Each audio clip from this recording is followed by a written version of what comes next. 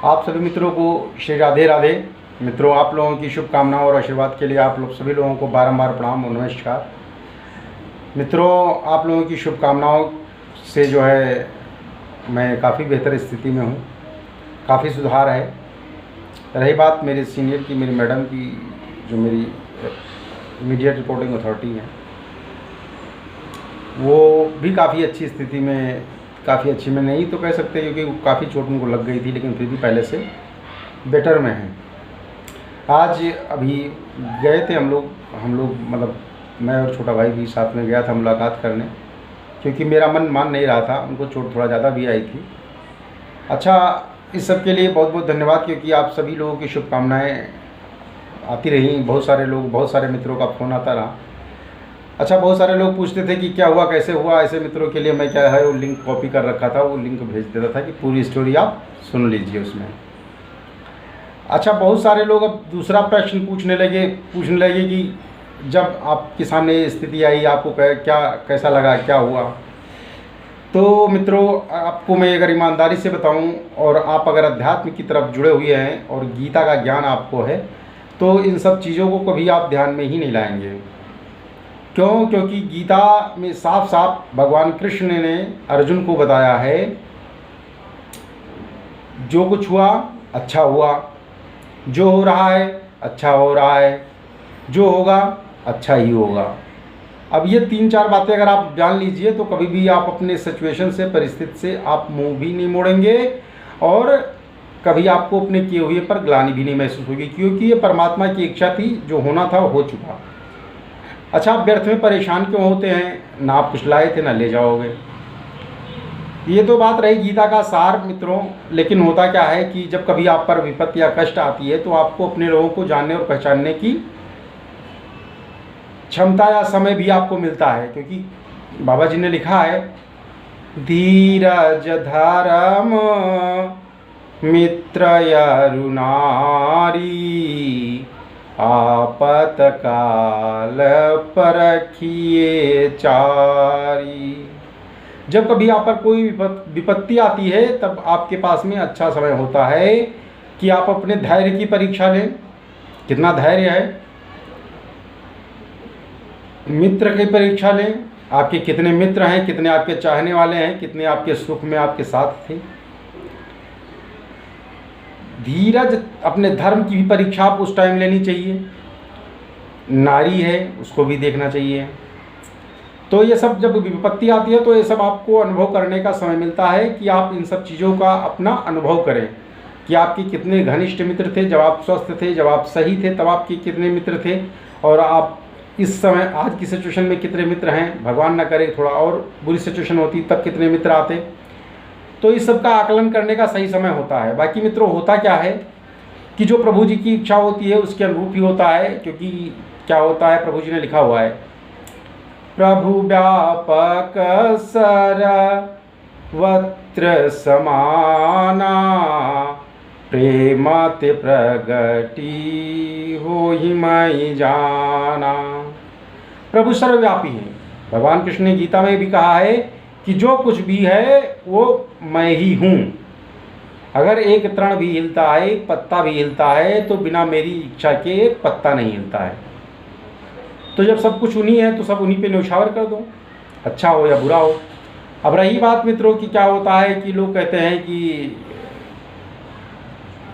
अब जैसे मान लो कहीं चोट खा गया या कहीं कोई कुछ होता है, घटना होती है या कहीं किसी के बारे में, तो देखो ये क्या होता है, ये सब एक भ्रम है। कहा गया है कि जो आत्मा होती है ये आत्मा अजर और अमर है। आत्मा अजर और अमर है, आत्मा पर किसी का जोर नहीं होता है। ये आत्मा, ये मानव शरीर हमारा 84 लाख योनियों के बाद में मिलता है। और इसके बाद में भी होता क्या है कि हमारा जो शरीर होता है ये कैसे बना होता है, इसका भी बाबा जी ने लिखा हुआ है, क्षिति जल पावक गगन समीरा, और पंच तत्व रचित शरीरा। आपका ये शरीर जो है 5 तत्वों से मिलकर बना हुआ है। वो 5 तत्व कौन कौन से हैं? क्षिति पृथ्वी, जल, पावक अग्नि हो गई, क्षितिज जल पावक गगन आकाश हो गया, समीरा वायु। तो आपका शरीर जो बना हुआ है 5 तत्वों से मिलकर बना हुआ है, और भगवान न करे कहीं कुछ होता है तो ये अपने वापस जाकर 5 तत्वों में विलीन हो जाता है। अब रही बात आपकी आत्मा की, क्योंकि आत्मा जो है, आत्मा के निकलने के बाद में ही शरीर आपका जो भी होता है। अब शरीर तो 5 तत्वों से मिलकर बना है। रही बात आत्मा की, आत्मा कहाँ चली जाती है? तो आत्मा मित्रों कहीं जाती नहीं है, ठीक है, क्योंकि आत्मा ये परमात्मा का ही रूप है। ये भी लिखा हुआ है गीता में, भगवान कृष्ण जब उपदेश दिए हैं तो गीता के अध्यायों में ये इसका वर्णन है, आत्मा है क्या और क्या कैसे करते हैं। नैनम छिंदति शास्त्राणि नैनम दहति पावकः। नैनम छिंदति शास्त्राणि नैनम दहति पावका ना चैनम क्लेदयन्तापो, और फिर उसके बाद में ना शोषयत मारुतः। अब इसका अर्थ क्या होता है? इसका अर्थ है कि आपके शरीर को, आपकी आत्मा को, शरीर तो 5 भाग में मिलकर उधर बना था, आपकी आत्मा को ना कोई शस्त्र छेद कर सकता है, और नैनम दहत पावका, ना तो अग्नि उसको जला सकती है। फिर उसके बाद में होता क्या है? ना चैनम क्लेदयन्तापो, और ना ही पानी उसको भिगो सकता है, ना शोषयत मारुतः, ना तो वायु उसको सोख सकती है। यह आपके आत्मा का हो गया। अब आपके आत्मा को ना कोई जला सकता है, ना सुखा सकता है। आपका शरीर 5 भागों से मिलकर बना हुआ है। भगवान ने कहा जो कुछ हुआ अच्छा हुआ। फिर कहते हैं मैं सर्वव्यापी हूँ, सब जगह हूँ। तो फिर चिंता और परेशानी की बात क्या है? क्यों ना हम अपनी चिंता, अपना जो भी कुछ है भार अपने प्रभु पर डाल दें। जो प्रभु करेगा अच्छा करेगा, अच्छे के लिए करेगा। ये उसकी इच्छा थी कि जो हुआ वो अच्छा हुआ। अब होता क्या है मित्रों कि ये हमारा मनुष्य शरीर जो है ये 84 लाख योनियों से मिलकर बना होता है, और इसमें जो है बहुत सारे जो है बताया गया है कि इसमें गुण भी होते हैं। क्या होता है कि राजसिक, तामसिक और जो है सात्विक। अब हमें क्या करना चाहिए? राजसिक गुण क्या होता है? राजसिक गुण में क्या होता है कि व्यक्ति उसमें लोभी होता है, ईर्ष्यालु हो जाता है, ईर्ष्या करने लगता है, लालच हो जाती है। और जो तामसिक गुण वाले व्यक्ति होते हैं उनके अंदर हीन भावना आने लगती है। ये इतना आगे बढ़ गया, और फिर उदास होने लगते हैं, नुकसान करने के बारे में सोचते हैं। तो इस सब को छोड़ के, राजसिक और तामसिक छोड़ करके आदमी को क्या करना चाहिए? सात्विक गुण की तरफ आगे बढ़ना चाहिए। अब सात्विक गुण में क्या होता है कि आदमी इसमें क्या करता है कि अपने आसपास की चीज़ें जो होती हैं उनसे प्यार मोहब्बत करता है, जो रिश्ते होती हैं उनमें मधुरता लाता है। और उस सब के बाद में भगवान ने ये भी बताया कि जीवन के, हमारे जीने के सब 4 स्तंभ बताए। अब वो 4 स्तंभ क्या होते हैं? उसमें धर्म, अर्थ, काम, मोक्ष, ये सब बता दिया उन्होंने। धर्म में क्या होता है कि धर्म मतलब जो धारण करे, धर्म मतलब जो धारण करे, जो दिल से माने, अपने मन से ये आना चाहिए कि ये हमारा धर्म है, ये हमें नहीं करना चाहिए। जैसे चोरी करना, ये हमारा धर्म नहीं है। तो धर्म मतलब धारण करना हो गया। इसके बाद में अर्थ, अर्थ मतलब क्या होता है? धर्म, अर्थ, ठीक है। इसमें क्या होता है कि रिश्तों का आनंद लें आप। जहाँ पे ये बात आ जाती है वहाँ रिश्तों में आनंद नहीं होता है, फिर वहाँ पे यही दिखाई देता है। क्योंकि पैसा पैसा फिर हर जगह जो है फिर वही गाना आ जाता है, तू पैसा पैसा करती है रे, ठीक है। तो ये नहीं होना चाहिए अर्थ। फिर उसके बाद में काम, काम में क्या है कि इसमें जो है काम, क्रोध, लोभ, मोह, इससे थोड़ा मतलब दूर होना चाहिए आदमी को। लेकिन आदमी इससे दूर हो नहीं पाता है, काम, क्रोध, लोभ, मोह से। आदमी इसी बंधनों में फंसा रहता है। उसी बंधनों में फंसे रहने के कारण में होता क्या है मित्रों कि आदमी को बड़ा कष्ट उठाना पड़ता है। अब उसके बाद में क्या होता है कि मोक्ष, मोक्ष मतलब मोक्ष, तर जाना। लेकिन मोक्ष तर नहीं पाता है क्योंकि आदमी की इच्छा जो होती है वो पूरी नहीं होती है। और जब इच्छाएं पूरी नहीं होती हैं तो आदमी जो है उसी भवबंधन में घूम घूम के चक्कर लगाता रहता है। अगर आपकी इच्छा पूरी हो गई तो फिर आपको इन बंधनों से क्या होता है कि मुक्ति मिल जाती है, और इन बंधनों से मुक्ति मिलते ही आपका जीवन और मृत्यु का जो चक्र चल रहा होता है वो यहाँ पे समाप्त हो जाता है। तो जीवन को जीने की बहुत सारी कलाएं हैं, बहुत सारी विधियाएं हैं, लेकिन अब मित्रों हमें क्या होता है कि सार हम इकट्ठा कर नहीं पाते हैं। गीता का सार तो भगवान ने इकट्ठा करके बता दिया। अब सार की महिमा तो आप जानते हैं कि सार कितना महत्वपूर्ण होता है।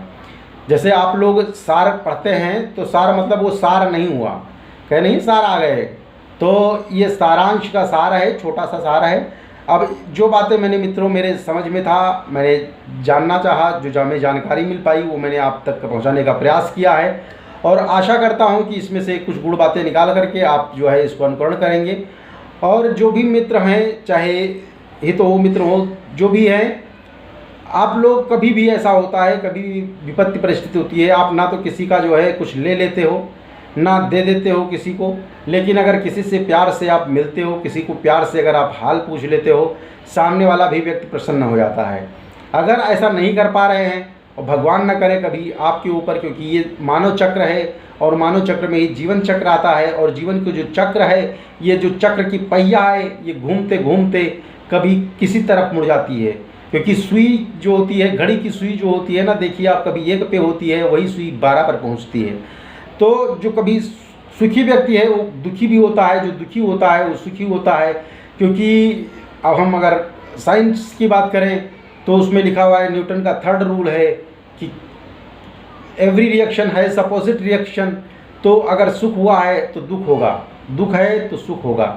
किसी ने कहा भी है, क्या कहा है कि तुलसी जग की परतीत यही, तुलसी जग की परतीत यही, कि फरासो झरायो बरासो बुतई हैं। जो फरा है, जो लगा है वो नीचे गिरेगा, जो बड़ा है, जो जला हुआ है वो बुझ जाएगा। अच्छा मित्रों, आप लोग देख रहे होंगे कि ये मैं लीड लगा के क्या कर रहा हूँ, ये लीड लगा के मैं मोबाइल चार्ज कर रहा हूँ, मोबाइल नहीं चार्ज कर रहा हूँ, ये मैं अपने साउंड में सुनने के लिए लगा रखा है, ठीक है। और आशा करता हूँ कि आप लोगों को ये अच्छा आया होगा। ये वीडियो मुझे इसलिए बनाना पड़ा क्योंकि कल मेरे एक प्रिय मित्र जो है थे, उन्होंने कहा कि भाई इसकी मोक्ष की, जीवन मृत्यु के बारे में आप थोड़ा हमें बतावें तो ज़्यादा अच्छा रहेगा। तो मित्रों, हमने जो मेरे अल्प ज्ञान था उसको मैंने और बृहद किया, थोड़ा और विचार करने की कोशिश की, तो जो मिला वो मैं आपको बता दिया। क्योंकि क्या होता है, रामचरितमानस में एक प्रसंग और आता है कि जब बाली की औरत जो है काफ़ी परेशान हो जाती है, तो राम क्या करते हैं उस टाइम कि तारा विकल देखी रघुराया, और दीन ज्ञान हरली निसमाया। और उस समय भगवान राम क्या करते हैं, कुछ दूसरा नहीं करते हैं, ना तो कुछ अलग से करते हैं, दीन ज्ञान, उनको ज्ञान केवल दे देते हैं कि जो आप देख रही हो ये सब क्या है, निरर्थक है, जो कुछ भी हूँ मैं ही हूँ।